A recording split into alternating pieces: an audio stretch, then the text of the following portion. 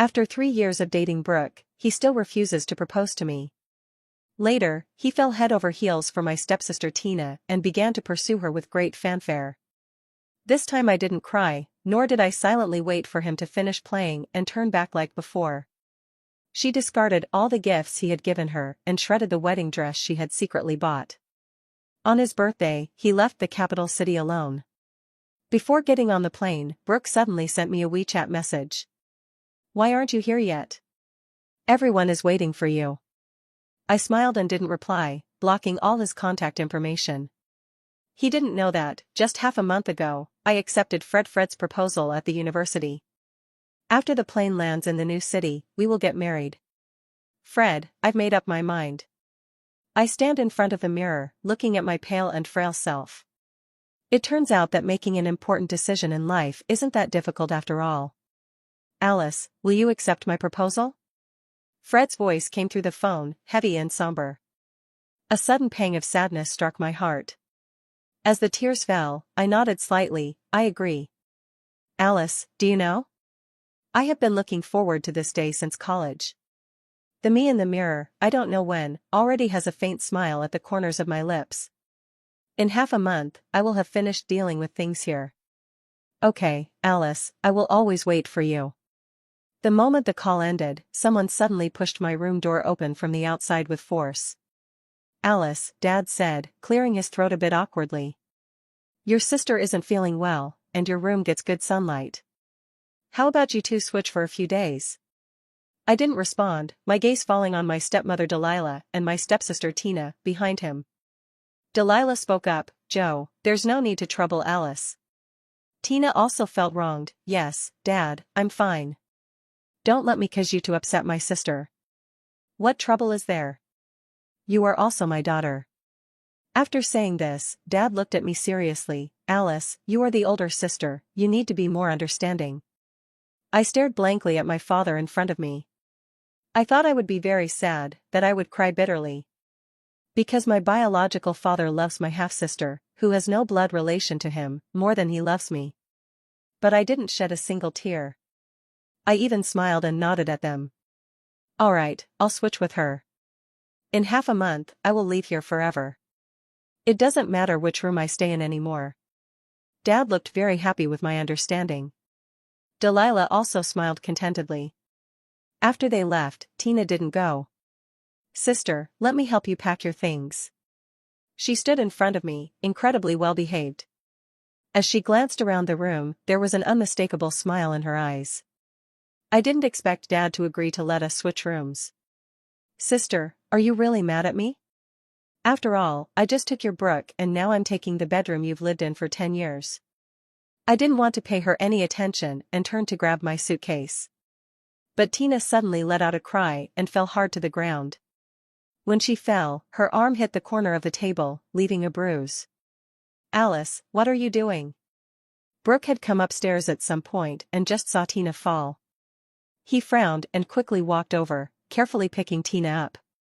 "Brooke, I'm fine. It wasn't on purpose, my sister." Tina was crying while forcing a light smile through the pain. "It doesn't hurt, Brooke. It's all bruised, and you still say it doesn't hurt." Brooke looked at the wounds on her snow-white arm, filled with heartache. But when he looked at me, his gaze suddenly turned cold, as if it contained frost and snow. "Alice, if you have any grievances, just come at me. Don't hurt Tina, she's already pitiful enough. Unlike you, born as the precious Alice, unaware of the hardships of life." I thought my emotions would no longer be swayed by him. I also thought I would never shed a tear for Brooke again. But after all, I am just an ordinary girl. I have no steel bones, nor an indomitable heart. The childhood friend I grew up with. The man I loved for 3 years. In just a few days, he fell for a younger, more delicate girl. He now sees me as a vicious and ruthless beast. I don't want to cry, I even want to laugh. But my tear glands are already swollen with pain. "Brooke, don't you know what kind of person I am?" Brooke furrowed his brow slightly. His gaze fell on my face, and there seemed to be a hint of softening in his expression.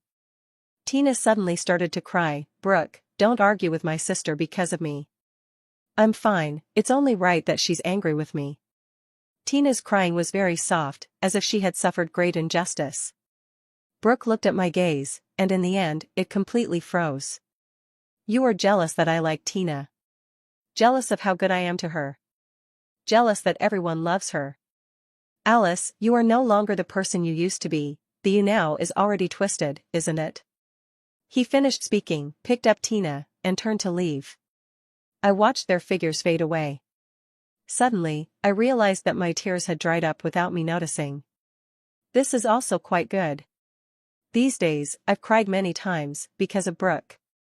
From now on, I really shouldn't let him hurt me or shed another tear. In the evening, the friend group suddenly became lively. Brooke posted in the group, "What should I do if I suddenly want to get married?" The group instantly exploded with excitement. Brooke, you're finally going to marry Alice. People in the group began to tag me one after another. Congratulations, sister-in-law. Are you going to give out a big red envelope? Brooke, when will you invite us to celebrate your wedding with your sister-in-law? The group was in an uproar, and the news started flooding in. I was about to send a message to clarify. I am not their sister-in-law. Brooke's intended partner is not me. But Brooke was a step ahead of me. What nonsense is this? I never said the person I wanted to marry was Alice. After saying that, he pulled Tina into the group. Then he tagged everyone, "Look clearly, this is your real sister-in-law." The noisy crowd suddenly fell silent, and for a while, no one spoke. Brooke, why is everyone silent? Say hello to your sister-in-law. People in the group started to greet Tina sporadically. I thought for a moment and still sent a message. Congratulations, wishing you 100 years of harmony. After sending it, I directly exited the friend group. As soon as I left the group, Brooke called. Alice, you need to come over right now. Where to? You know, the old place. Is something wrong? Apologize to Tina. Why apologize? You suddenly left the group just now. Do you have any idea what the other friends will think of her? Brooke's tone was stiff, yet incredibly assertive. I don't want others to slander Tina. I like her, and I want to give her an identity. She is innocent and shouldn't bear the label of a mistress because of your recklessness and impulsiveness. Even though I had long since learned not to let his actions and words disturb my emotions, at this moment, I felt a tightness in my chest that was almost painful. My fingers, gripping the phone, were trembling slightly. When she spoke, her voice trembled. Brooke, you can't bully me like this. What right do you have to treat me this way? You were the one who was unfaithful first. I did nothing wrong. I even congratulated you, wasn't that enough? I held back my tears with great difficulty. Yet my voice still carried a sobbing tone. The other end of the phone fell silent for a moment. Alice. This time I won't pursue it any further. But I hope you remember that Tina is innocent. Don't take your anger out on her, don't hurt her. The call ended. I sat on the carpet, trembling all over. In the framed photo on the bedside, my mother was looking at me with gentle love, and suddenly I was in tears, throwing myself forward to tightly embrace the frame. Through a layer of cold glass, I pressed my face against my mother's face. Tears kept falling, and in the photo, my mother seemed to be grieving for her daughter as well. I no longer wish to cry, nor do I want my mother to know my sadness. Once my mother's death anniversary has passed, I will take the belongings she left me and leave the capital forever, never to return here again. Tina moved into my room. As for me, I didn't go to live in her room. Instead, I casually found a guest room and settled in there. The bedding prepared for me by the servant was cold and damp. I simply slept in my clothes. After all, there were only a few days left. If I could just endure it, everything would be completely over. But the next morning, as I just got out of bed and went downstairs, I saw the table in the side hall where my mother's memorial photo and offerings were placed. It was a complete mess. Mom's photo was thrown on the ground, the frame shattered, and there were many scuffed footprints on the picture. The smiling mom seemed to be looking at me, crying in pain.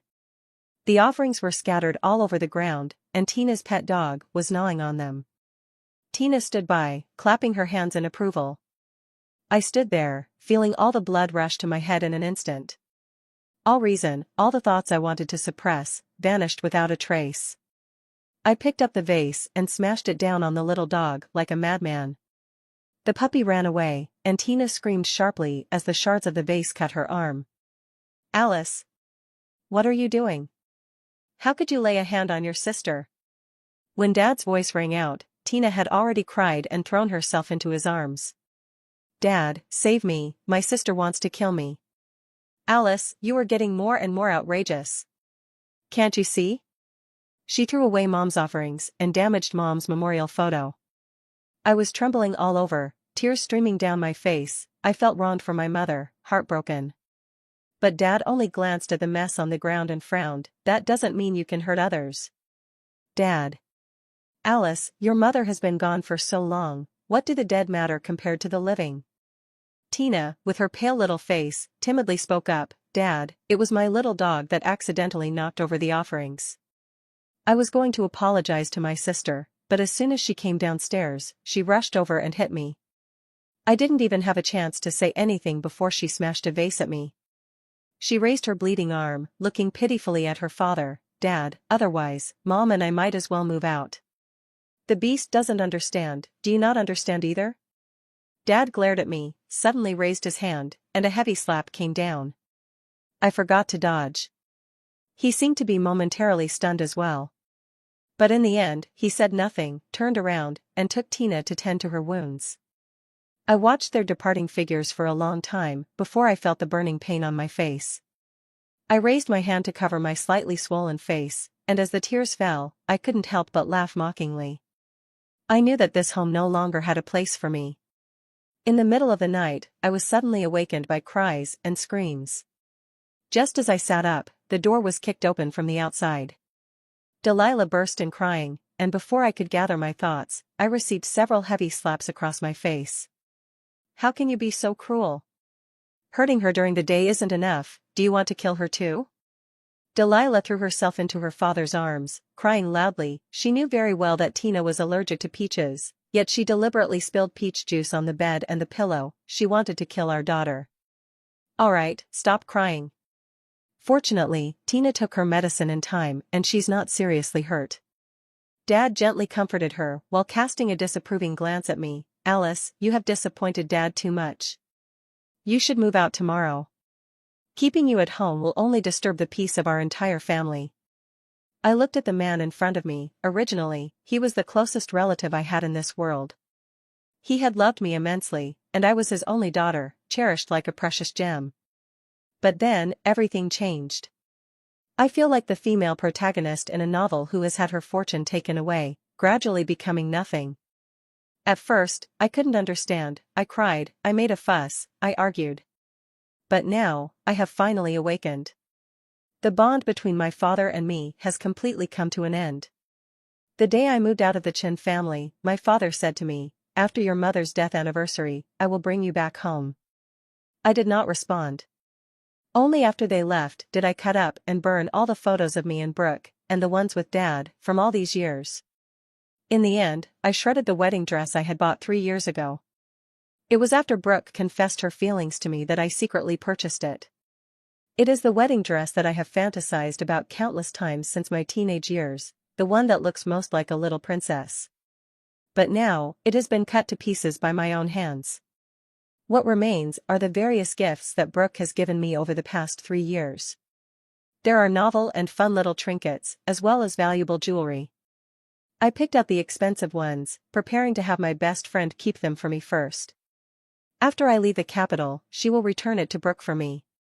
That way, we will truly owe nothing to each other. Those worthless little things that were just meant to make me happy. I didn't hesitate and prepared to pack them all up and throw them away. Once, I cherished even a small keychain immensely.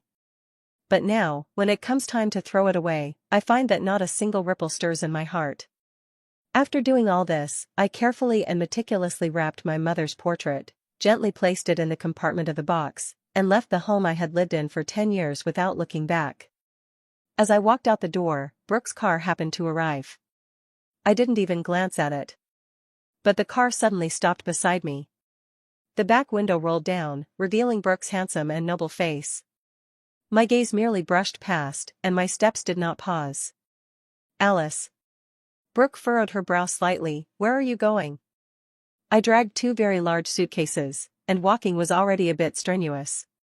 I had no intention of stopping to chat with him. Therefore, I paid no attention and just continued walking outside. However, Brooke suddenly opened the car door and got out. Should I have the driver take you? No, thank you. I avoided his hand and continued to walk outside. Brooke held onto my wrist. Alice, why are you being so stubborn this time? If you cry to me like you used to, maybe I'll soften again. I forcefully shook off his hand and looked at him calmly. Brooke, it's not necessary. No need to cry, nor for his heart to soften. Time and again, I am already weary, exhausted. Sure, it's up to you. Brooke scoffed, but her eyes betrayed her disbelief. After all, in the past, no matter how sad I was, I always willingly waited silently for him to turn back. He had long since gotten used to it.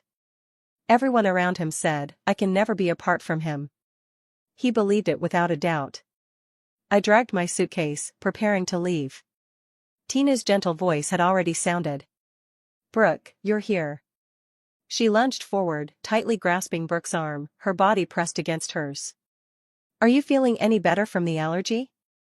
Brooke brushed aside the stray hair from her forehead and examined her closely. Much better. Tina lifted her face, her eyes curved in a smile. Brooke, don't be mad at your sister. She said this while gently shaking Brooke's arm. It's really my own fault for being so weak. If it weren't for my poor health, Dad wouldn't have made me switch rooms with my sister. Then my sister wouldn't have taken her anger out on me. How can this be blamed on you? It's her own narrow-mindedness. Brooke glanced at me and deliberately pulled Tina into her embrace. Let's go in, your face is just right, don't let the wind blow on it. I watched the two of them embrace and leave, but my heart was as calm as a still lake, no longer stirred by even the slightest ripple. After my mother's death anniversary, Dad didn't come to pick me up. And Brooke's birthday arrived in the blink of an eye. If it were in previous years, I would have prepared the birthday gift early. Then I would have gone to great lengths to book a hotel and carefully arranged the birthday venue. But this time I didn't prepare a gift. I won't celebrate his birthday anymore. At 5 in the afternoon, I was in the car heading to the airport. New messages were coming in one after another on my phone. Dad is also urging me, why haven't you come over yet? Your aunt, Tina, and I are already here. Alice, you need to be more magnanimous. Brooke will become part of our family in the future. If you don't come, what will outsiders think? They'll think you sisters have grown distant. I find it utterly ridiculous, not a single word in response, so I might as well just block him. When I was getting ready to board, I suddenly received a WeChat message. It was from Brooke. Why haven't you arrived yet? Everyone is waiting for you. I smiled and replied with nothing, blocking all his contact methods. Then, I walked into the boarding gate and never looked back. It is already 7 o'clock. Brooke has not yet announced the start of the birthday party. He sat on the sofa, idly playing with a lighter in his hand, his expression indifferent. Yet from time to time, he would glance at his watch. Occasionally, he would unlock his phone screen. Brooke. Tina bit her lip and gently tugged at his sleeve. It was getting late, and everyone was hungry. Brooke glanced at her, a smile on her face, but inexplicably, that smile seemed to not reach her eyes. Are you hungry? He pinched Tina's cheek and teased her. I'm starving, I can't wait to eat cake. Tina nestled into his arms. Brooke caught a faint yet familiar scent. He paused for a moment and asked softly, what perfume are you wearing? I just grabbed it from the makeup room at home. Tina looked a bit surprised. What's wrong, Brooke? Does it smell bad? Brooke shook her head. It's quite nice. It seems to be the scent of the perfume Alice usually uses. I just can't recall the brand at the moment. As everyone laughed and started the cake fight, Brooke took a cigarette out to the balcony. There were still no replies on her phone, an eerie silence surrounding her. He remembered Alice saying that she would never miss his birthday again. But she broke her promise so soon. Brooke's eyes were cold and deep, her lips curling into a faint, icy smile. Alice, are you dead? Don't you know how to reply to a message? He clicked send. But the message couldn't go through. A red exclamation mark appeared on the screen, glaringly bright. He had been blocked. Brooke hardly hesitated and immediately called Alice. But the call could no longer go through. He stood on the terrace, gazing into the heavy night in the distance, feeling an indescribable nameless fire spreading within his chest. The one who didn't want her was him, and the one who found a new love was also him. The one who was somewhat tired of her and didn't want her to cling to him anymore was also him. But now everything is as he wished. Yet he seems not to be as happy as he had imagined. After I arrived in the new city, I didn't contact Fred right away. Instead, I first met my best friend Della from university.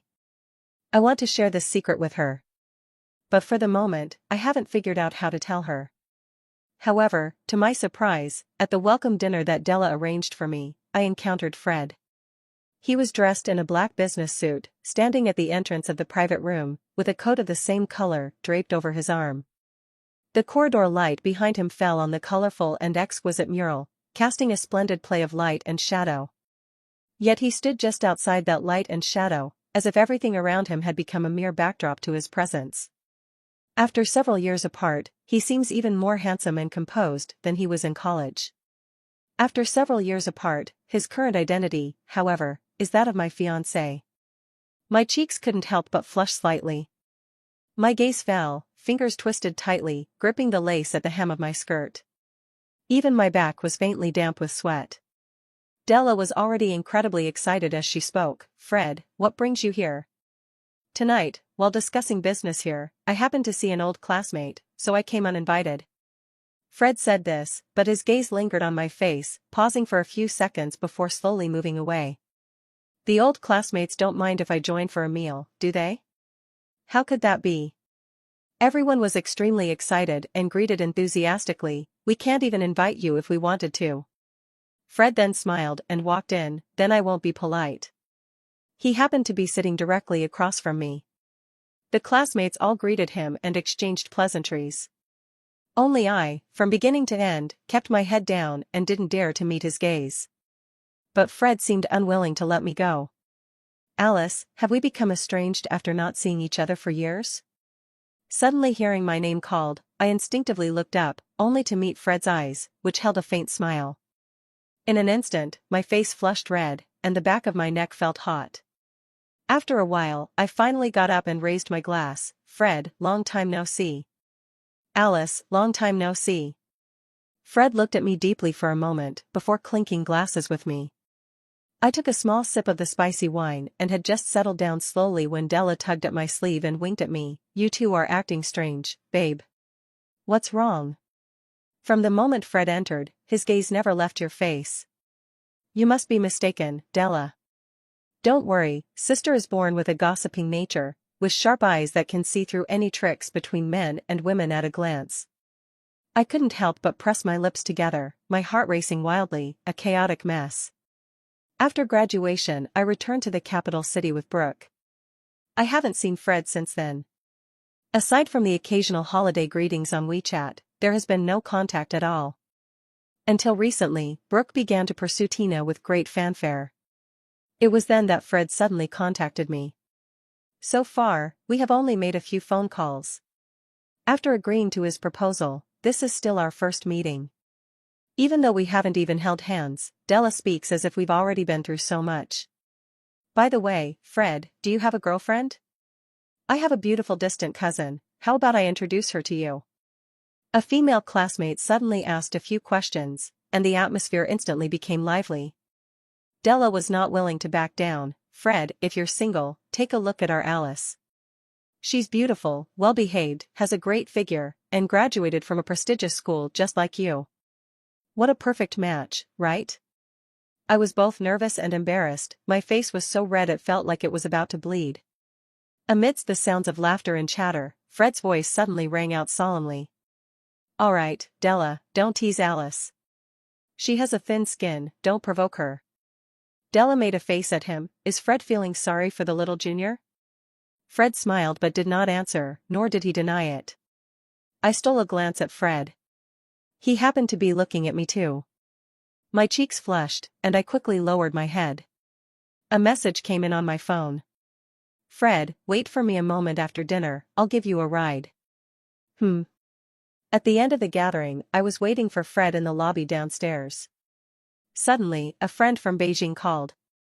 Alice, what have you been busy with these days? I haven't seen you at all. I have a bit of personal business to take care of. How about coming out to hang out for a bit? I smiled and said, no, you all go ahead and gather. Hey, Alice, don't hang up yet. It's like this, actually it's Brooke. Brooke is in a bad mood tonight, drunk, and won't listen to anyone. If you're free, could you come over and check on him? I'm worried he might drink more and end up with a stomach bleed. Call Tina. Alice, Brooke just sent Tina away. We can all see that he still has feelings for you, he regrets it. Don't say anything more, I've already broken up with him. I clutched my phone, my voice calm, from now on, his matters have nothing to do with me, and you shouldn't call me again. As soon as I finished speaking, a commotion erupted beside me. It seemed that someone had snatched his phone away. I didn't want to pay attention to this and was about to hang up when Brooke's voice rang out. Alice, it was them who took the liberty to call you, it has nothing to do with me. Then I'll hang up. Alice. Brooke called my name again. I could tell from his voice that he was heavily intoxicated. If it were in the past, I would have felt particularly sorry for him and would have started to nag him to drink less. But now, everything about him has nothing to do with me at all. I hung up the phone. After thinking for a moment, I deleted a few of Brooke's friends as well. I got to know them because of Brooke. We are completely separated now. Naturally, there is no longer any need to keep in touch. Alice. In the brightly lit hall, Fred stood not far to the front left. The shadows of the lights fell on his handsome face, making it seem somewhat hazy. I had just gotten up when Fred came walking towards me. Perhaps he was drunk, his steps were a bit unsteady. I couldn't care about anything else and hurried over to support him. Fred, did you drink too much and feel unwell? Fred nodded slightly, his head must be hurting a lot. He furrowed his brows, and there was a clear expression of pain on his face. Alice, my car is waiting outside, please help me to the car. All right, I'll help you out now. Fred was much taller than me, and for a short distance, we both stumbled along. When we got into the car, I momentarily lost my strength and balance, and I ended up falling directly into his arms. A faint aroma of wine, mingled with the heavy scent of ebony, enveloped me like a shroud. I came to my senses, feeling embarrassed and wanting to get up, but Fred held me tight. Alice, can I hold you for a while? Fred. I'm not dreaming, you are Alice, right? Fred suddenly cupped my face in his hands. The distance was so close that our breaths tangled in a chaotic dance within the small space. In his intoxicated eyes, there was a haze, a daze, disbelief, and an unspeakable bitterness. My heart feels as if it has been crumpled by someone's hand, both sour and painful. Fred. You weren't dreaming. It's me, I'm Alice. Before I could finish my sentence, a warm kiss landed on my lips. A kiss that is very shallow and light, gentle, to the utmost degree. I had not yet regained my senses, when Fred had already let go of me. Perhaps it was the surprise and unease on my face, along with the panic and astonishment in my eyes, that he had caught on to. He took my hand and pulled me to sit properly in my seat. The car had already started, and Fred lowered the partition inside. The enclosed space made me feel even more anxious. But Fred let go of my hand. Don't be afraid, Alice. I won't do anything to you in a place like this. He raised his hand and tidied my slightly disheveled hair at the temples. Alice, I will patiently wait until our wedding night. I lowered my head, my cheeks burning crimson, and after a while, I finally looked at him and softly murmured an mm. Brooke got drunk once again. No matter how his friends tried to persuade him, he wouldn't listen. He wasn't quite sure what had been causing his low spirits these days. Perhaps he had grown tired of Tina. After losing the novelty of her, he realized she was just mediocre. Perhaps he began to miss Alice's gentle, calm, and considerate nature. The last time a friend called, it was actually his tacit approval. But on the other end of the line, Alice kept refusing. He suddenly became angry, snatched the phone, and said a few words like that. But Alice said nothing, just quietly hung up the phone. She did not come to see him, did not come to take him home. Even when she knew he had drunk too much, and that his body might not be able to handle it, she remained indifferent. Brooke was reluctant to admit that, in that moment, he was actually a bit flustered. But he quickly reassured himself. Alice liked him for so long. They had been in love for 3 years, not 3 days, not 3 months. He knew very well how much she cared about this relationship. So, right now, she might just be too hurt, too resentful towards him, but if someone were to say that she really wanted to give up on this relationship, Brooke wouldn't believe it. Brooke, stop drinking already.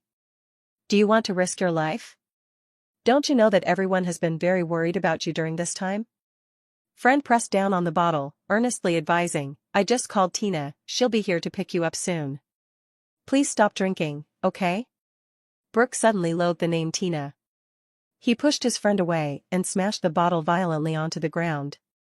Who told you to call her? Did I ask her to come? She is your girlfriend, who else would you look for? Who do you think my girlfriend is? Brooke scoffed. Don't you all know who my girlfriend is? Friends exchanged glances. Brooke, have you forgotten that you and Alice have already broken up? Yes, you mentioned in the group that we should call Tina's sister-in-law.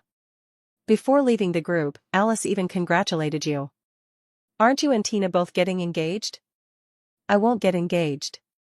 Brooke had another bottle of wine opened. Brooke, you really can't drink anymore. Do you think I would listen to your advice? Yes, you won't listen to us, you only ever listen to Alice. If Alice were still here, you would have obediently gone home with her long ago, and you certainly wouldn't have drunk yourself into the hospital. Brooke didn't say anything, but she didn't deny it either. Her friend simply took out her phone. I'll call Alice right now. If you won't listen to her either, then we're out of options. But what everyone least expected was that the call could not be connected. All the friends in the room tried at once. Their numbers were all blacklisted by Alice. The air seemed as if it was about to freeze. Brooke sat on the sofa, her eyes seemingly filled with frost. Alice might be too angry. Yeah, Brooke, after all, this time you broke up with her in a dramatic way and ended up with her nominal sister. Anyone would feel wronged and unable to bear it. It seems that she has been living alone outside for some time now. Recently, on the anniversary of her mother's death, my cousin saw her coming back from the cemetery, her eyes swollen from crying. Brooke, why don't you go find her at her apartment? Brooke suddenly thought of the day Alice moved out of the Chin family. She dragged 2 huge suitcases, not looking back even once. That was originally her home, her family. But later, the home became Tina and her mother's. Dad also became Tina's dad. At that time, he was foolishly captivated by the young and delicate Tina, only to cast her aside like a worn-out shoe. At this moment, what floated before Brooke's eyes was the last look Alice had given him. Calm and unruffled, devoid of any emotion. It was as if he were just a stranger, an inconsequential passerby in her life. Brooke suddenly stood up, but just as he was about to walk out, Tina suddenly pushed the door open and came in. Brooke. Tina still had that weak and timid expression. Her beautiful almond-shaped eyes were always watery, as if they were about to shed tears at any moment. It's easy to think that someone has bullied her. Why are you drinking so much again? Tomorrow you'll be complaining about a headache. Tina walked over, linking her arm through his, her voice soft and filled with concern. Brooke was about to speak when he caught a whiff of a familiar perfume. His heart suddenly stirred, and the hand that was meant to push Tina away came to a halt. Why does it smell so good? Brooke's suddenly gentle voice made Tina feel both shy and excited. Is it still that brand from last time? Tina's smile faltered for a moment, but she still nodded. Yeah, still that one. Tina appeared happy on the surface, but deep down, a slow, unspoken resentment began to grow. This perfume was taken from Alice's makeup room. She had originally wanted to throw it all away, even though they were all high-end brands, still unopened. But Brooke only liked this particular scent. Later, she tried other scents, but he looked quite disdainful. She could only pinch her nose and continue using this one. As long as you like it, that's all that matters. If you like it, I'll use it every day from now on. Tina tilted her face up, her beautiful eyes shimmering with a captivating watery hue. Brooke suddenly changed her expression. Then, she even raised her hand and forcefully pushed her away. Brooke? Tina was baffled, and the other friends were equally astonished. Tina. Brooke looked at her with a blank expression, his tone even and calm. But anyone could see that he was furious beyond measure at that moment. Brooke, what's wrong with you? Tina tried again to grab his arm. But this time, Brooke simply raised his hand and slapped her hard across the face. Brooke, you hit me? Tina covered her face, tears of grievance welling up in her eyes. But Brooke let out a cold laugh. Aren't you allergic to peaches, Tina? Didn't you cry to me about how Alice had someone spill peach juice on your bed, nearly causing you to die? I am indeed allergic to peaches, and Dad knows it too. Alice had the maid put peach juice on my bed, and that's how Dad found out. Tina covered her face and cried, feeling wronged. Still making excuses. Brooke suddenly stepped forward, tightly gripping Tina's collar. He was very tall, and with this move, he nearly lifted Tina off the ground. Brooke, let go quickly, I can't breathe. Brooke lowered her gaze and stared at her, his handsome face gradually twisting. Tina, have you forgotten that you're wearing Alice's favorite perfume?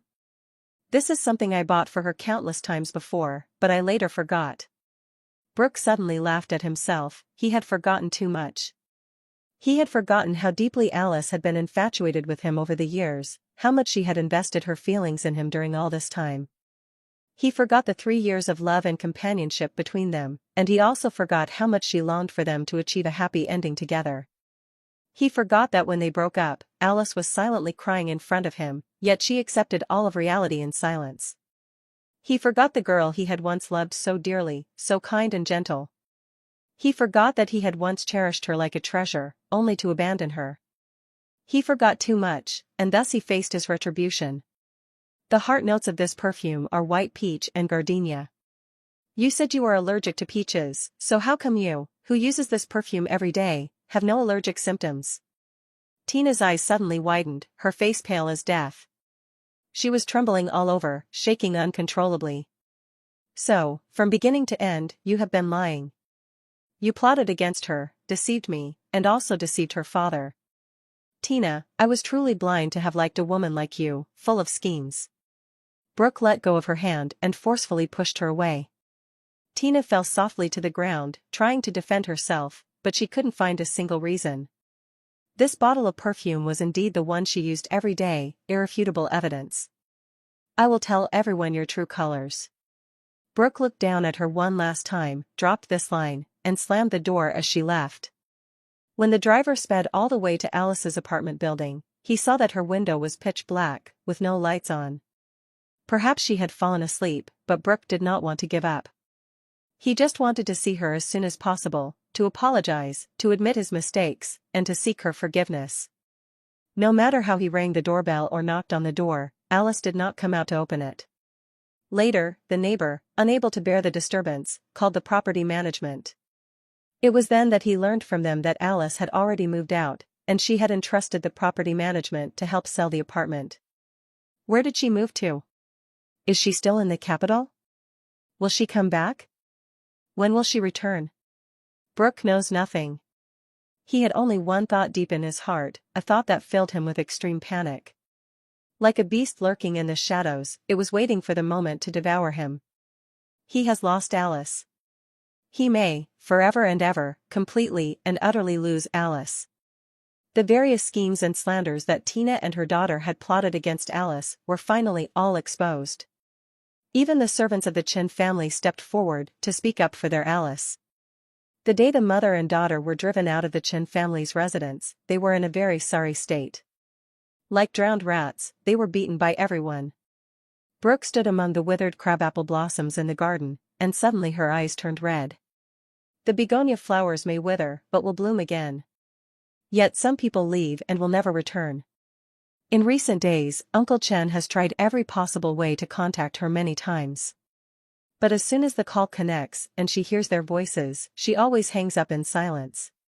When she left the capital, she took not only the belongings, but also all the inheritance her mother had left her. The Chin family today is nothing but an empty shell.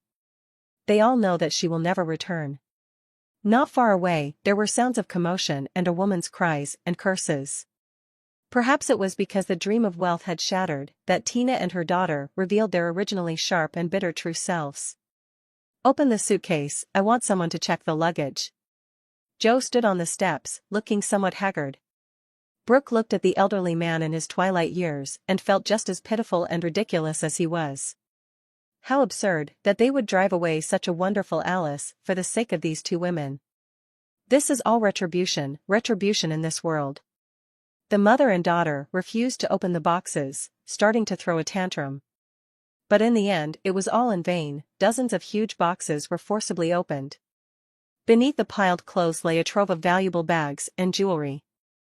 Apart from their clothes, they are not allowed to take anything else.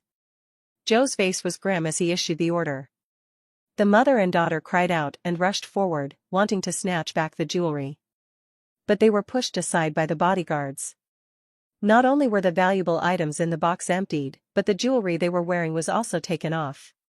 Tina struggled fiercely, her earlobe torn, blood flowing from her neck to her chest, creating a particularly chilling sight.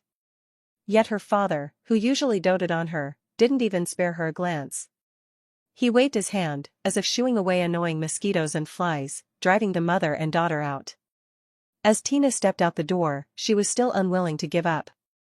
She clung to the doorpost, refusing to let go, and shouted hoarsely, "Brooke, you can't treat me like this, you can't. I'm pregnant, the child is yours, you have to take responsibility for me." By the time she finished shouting, she had become almost delirious, resembling a madwoman. "Brooke?" Joe turned to look at him. Brooke felt an indescribable nausea, wanting to laugh, but unable to. How could he have ever liked such a repulsive woman?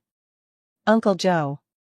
Brooke walked over, looking at the old man in front of her, whose hair had turned half white. "I never touched her. I swear, I have never touched her." That's good, that's good." Joe let out a long sigh and waved his hand again. The bodyguards dragged the two of them out, and the cries and noise faded away. The setting sun slowly sank, enveloping the entire vast estate. Both of their gazes fell upon the sprawling, withered begonia flowers. The begonia flowers had fallen asleep, unaware of when they would awaken again. That was Alice's mother's favorite flower. After she left, it was Alice who took care of it. Now that Alice has also gone, the flowers are wilting in the spring. Joe wiped his tears. "I'm sorry, Alice. I'm sorry to her mother, I'm sorry to her, Brooke, it's my fault for being so confused. I promised her mother that I would take good care of her and love her, but I broke my word. Do you think I will be punished for it?" Alice, how sad and wrong she must have felt during those days. "Brooke, your mother's portrait has been restored, and I will have the house renovated as well." "You asked, will Alice still come back home with me?" Brooke didn't know, he had no answer. Perhaps he did, but he was unwilling to admit that answer. In the heavy twilight, he could only suppress the sadness in his heart and comfort him. "Uncle Joe, Alice has always been soft-hearted." He couldn't continue. They all clearly knew what her true nature was. Why, at the beginning, did they act as if they were possessed, bullying her and hurting her like that? "My wedding with Fred was held in the spring of the second year. My best friend Della, as we had promised in our youth, was my only bridesmaid. I did not inform any relatives or friends in the capital. Yet somehow, the news got out. On the day of the wedding, both Dad and Brooke surprisingly showed up. Fred came to ask for my opinion. The makeup artist was applying makeup on me, and I instinctively looked up, seeing myself in the mirror along with my future husband. The bride's makeup needs to be a bit heavier, so the reflection of me in the mirror is quite different from usual. Like the Chinese flowering crabapple that Fred specially planted for me in the wedding room. It blooms shyly, beautiful yet captivating. Fred, dressed in a black groom's suit, was even more strikingly handsome. We exchanged a glance, and in that moment, there was a shared smile in each other's eyes. "I don't want to see them." Fred nodded without hesitation. "All right, I'll have someone ask them to leave." "Okay." Old people and old stories, I no longer wish to see or recall them. Those scars remain deep in my heart, but one day they will slowly fade away. In this life, my ties with family are shallow, I can't force it, and I don't want to force myself anymore. Everything was in order, and as I walked onto the stage in my pure white wedding dress, holding my bouquet, Fred couldn't wait for me to come closer. He rushed towards me, extending his hand, eager to take hold of mine. I also reached out my hand to him. Amid countless blessings and laughter, our hands were tightly clasped together. Fred lowered his head and kissed me, a kiss that felt as if no one else existed. That kiss was long, so long that I thought I might not be able to breathe, and only then did he finally stop. As the ring slipped onto my ring finger, Fred gently whispered in my ear, "I love you, Alice. A long, long time ago, and for a long, long time to come." I looked up at him, my eyes filled with both laughter and tears. "Fred, I will also strive to love you well." He gently held me close. "Okay." The wedding that day was incredibly luxurious, yet also immensely romantic. Brooke and Joe never set foot inside the wedding venue. But they all tacitly refrained from suggesting leaving. Only Joe couldn't hold on until the end of the wedding. He suddenly suffered a heart attack and was taken to the hospital by ambulance. He was rescued, but remained in a coma. He stood there until the wedding was over. For some reason, Alice's best friend Della never blocked him. So, he almost witnessed the entire wedding through Della's social media posts. Brooke already knew before the wedding that Alice's groom was Fred. He was a top student from her university, exceptionally talented, and she had praised him many times before. At that time, they were still in the ambiguous stage, and every time she heard him, she felt very jealous. So Alice later stopped bringing it up and deliberately distanced herself from Fred. But he never expected that after all the twists and turns, Alice still ended up marrying him. As a man himself, Brooke could almost tell at a glance. Fred loved her very much. In every photo and every video, the way he looked at Alice was both affectionate and focused. Brooke seemed to see a reflection of his former self. He had once loved Alice in this way. Until later, when he thought he had grown tired of it, weary, he was captivated by a younger girl. In the end, he lost her. By the time he suddenly woke up and wanted to turn back, it was already too late for regret. Fred's car took her away. Were they heading back to their marital home? Brooke could not describe the bitterness and sourness in his heart. He had heard that there were large patches of crabapple flowers planted in their marital home. It is now spring, the most beautiful time of the year. Those crabapple blossoms must be blooming incredibly beautifully. On the way back to Beijing, as Brooke drove onto the elevated bridge, it was deep into the night. The long bridge was completely empty. He pushed the car to its maximum speed, the fastest, then turned the steering wheel and closed his eyes. The speeding car crashed heavily into the railing. After the loud bang, everything returned to tranquility. If there is an afterlife, he wants to return to the year he first met Alice. This time, he would definitely love her well.